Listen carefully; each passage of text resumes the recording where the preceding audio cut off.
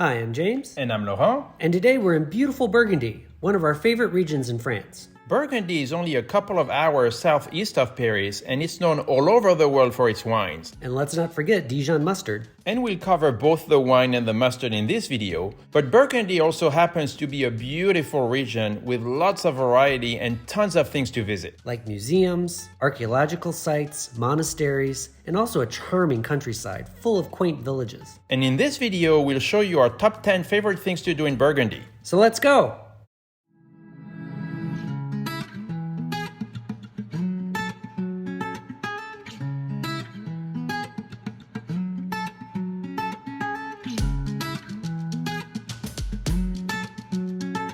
Number 1 is the wine route. How could we make a video about Burgundy and not start with the wine route? Burgundy produces some of the best wines in the world, and although the region is mostly known for its red wines, we also love Burgundy whites. But even if you're not a wine connoisseur, you should still start your trip with the wine route. Just driving around from village to village in between all the vineyards is absolutely spectacular. Within Burgundy, there are 5 main winemaking areas. And if you don't want to do the entire wine route, you'll have to select 1 or 2 areas to visit. Our favorite 2 are Côte de Nuit and Côte de Beaune. They also happen to be the most convenient areas because they're right around Dijon and Beaune. And they're also very scenic areas with rolling hills and quaint little villages all along. We visited a winery called Domaine Senard. It's in the little village of Alox-Corton, just 10 minutes outside of Beaune. Alox-Corton is one of the most prestigious names in Burgundy wines. The owners at Domaine Senard took us through the vineyards and the 800-year-old cellars. He spent 20 years in California and speaks perfect English. And they were kind enough to walk us through the winemaking process, which is normally not open to the public. James pitched in, and it reminded us of the famous episode of I Love Lucy. And of course, we were able to taste several of their best wines, and let me tell you, we did not spit them back. Alox-Corton is home to some of the best wines in the world. What a shame that would have been.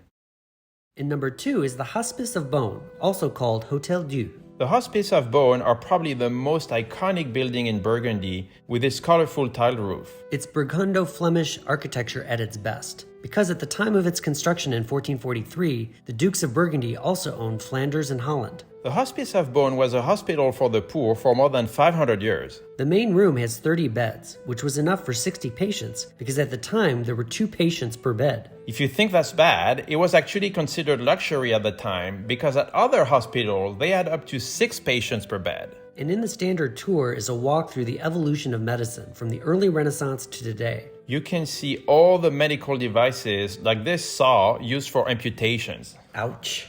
In the Middle Ages, rich people were very worried about the afterlife and whether they'd be going to hell or to heaven.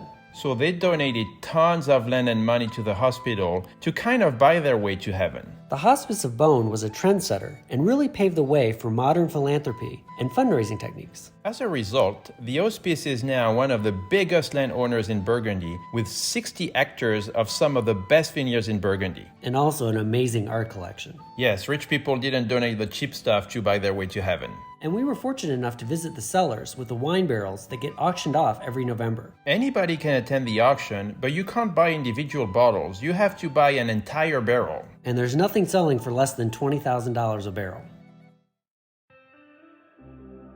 Number 3, the Burgundy Canal. 2 of the biggest river systems in France are the Seine River that runs through Paris and the Rhone River that runs from Switzerland all the way to the Mediterranean. And the construction of the Burgundy Canal, which started in 1777, was a way to link these 2 basins. The canal is 242 kilometers long and runs through the beautiful Burgundy countryside. You can walk or bike along the canal because there's a trail along the entire way. Back in the days, barges were pulled by horses that walked along the canal. But the best way to discover the canal is to rent a boat. Boat rental company Les Canalous was kind enough to provide us a boat for a couple of days. And we're so grateful because it was an amazing experience. Although maneuvering through the locks was a little bit daunting at first, it was actually quite easy once we got the hang of it. Burgundy doesn't have real mountains, but the terrain is very hilly. And because of that, there are 189 locks along the canal. So if you don't have time to go through all these locks, we recommend that you just stay on the Saône River, the main tributary to the Rhone River. There's only a handful of locks on the river, just enough to keep them entertaining.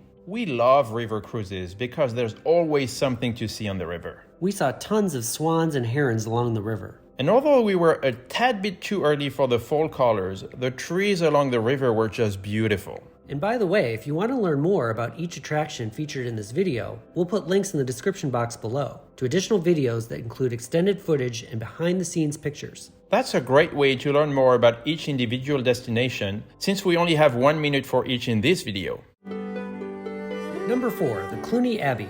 Cluny is at the southernmost end of Burgundy, and for 300 years it was home to the largest church in the world. Until St. Peter's was built in Rome in 1506. Just like the Hospices of Beaune, Cluny received a lot of money from rich donors worried about the afterlife. It was such a powerful institution that it was destroyed during the French Revolution, and all the stones were sold off to the villagers around the abbey. Luckily, a small part of the church is still standing today because the cloister was turned into a market and one of the wings of the church was too close to be blown up safely. There are 3D models that show in different colors the parts that are still standing and the parts that were destroyed during the Revolution. When you see the huge size of what is left, and you know it only represents 8% of what it used to be, it's just hard to fathom the magnitude of the abbey in its heyday. But they have great augmented reality displays that help you picture what the church used to look like.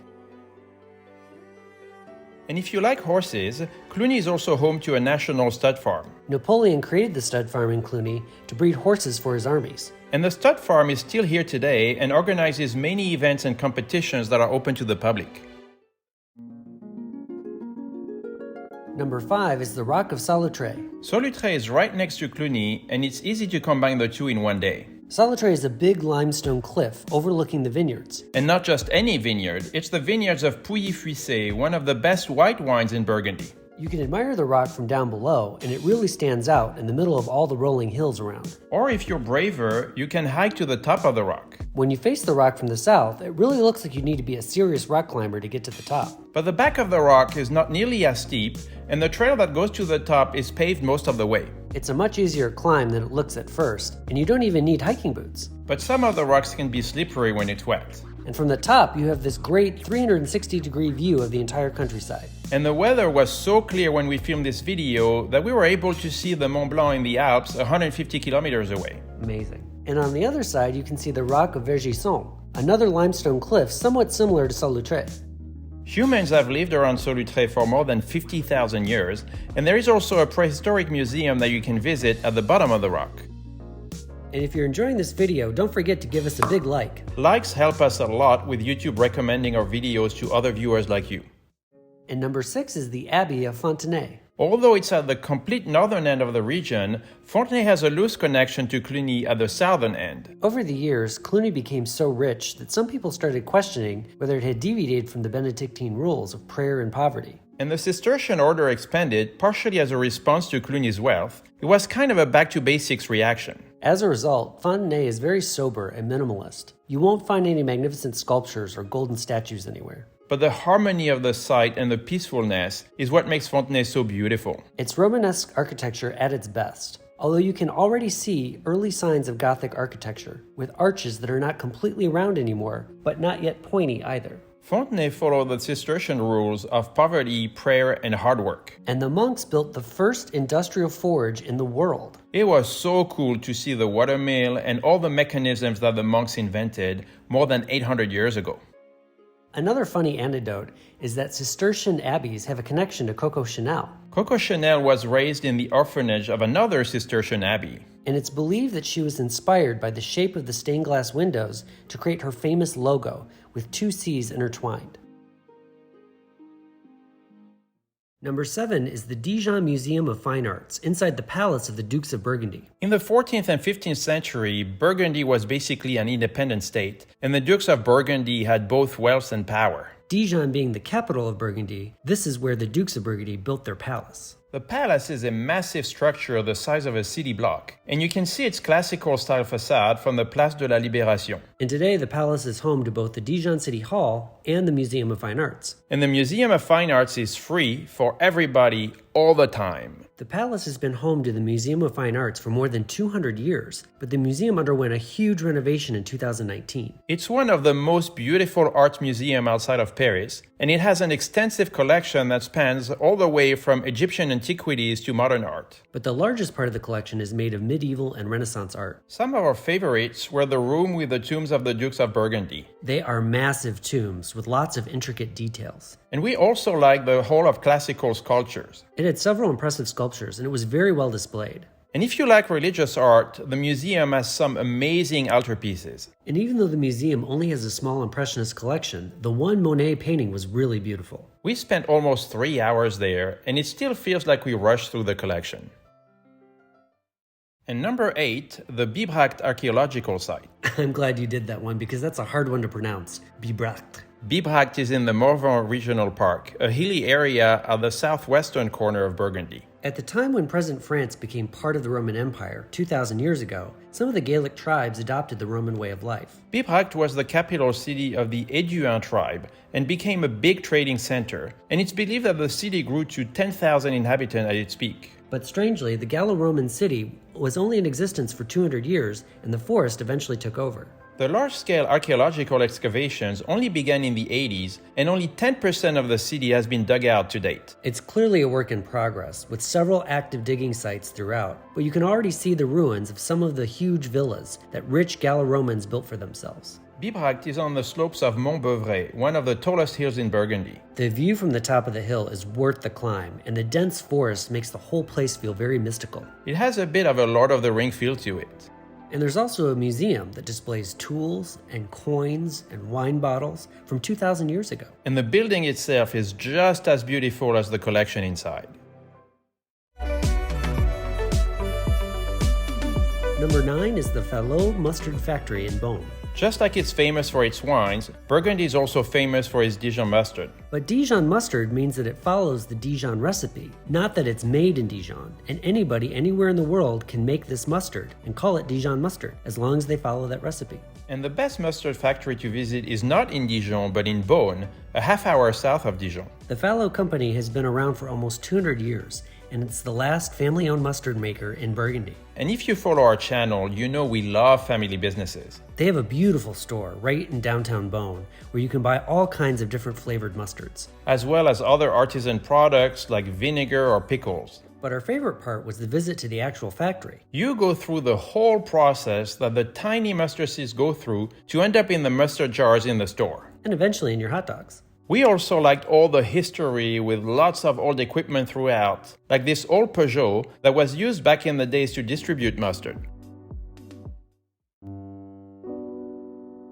And number 10 is the village of Vézelay. Vézelay is a beautiful medieval village nested on top of a hill. Because it's in the northeastern corner of Burgundy and right off the highway, it's only about a 2-hour drive from Paris and can be done as a day trip. The main street in Vézelay has tons of quaint little stores and art galleries. But the main reason to come to Vézelay is to visit Basilica Sainte Marie Magdalene on top of the hill. In the Middle Age, Vézelay was one of the 4 main starting points of the pilgrimage to Santiago de Compostela in Spain. The basilica was built between 1120 and 1150, and it's one of the best preserved Romanesque churches in France. Although the choir of the church was built in the Gothic style. And the basilica is most famous for its distinctive red and white arches. And if you happen to be in Vézelay at noon on the summer solstice, the church was angled in such a way that the southern windows cast a series of luminous spots exactly in the middle of the floor. We were lucky enough to visit Vézelay on a somewhat sunny day. Although not on the summer solstice. But a lot of people we talked to said they like to visit Vézelay on a dark day. There is a somber aspect to the church that is somewhat unique. And like lots of villages in Burgundy, the countryside around the village is absolutely beautiful. And there are great viewpoints right behind the church. So if you want to subscribe to our channel, we're going to put a link right here. If you want to watch our other videos, we're going to put one right here and another one right there. Bye. Bye.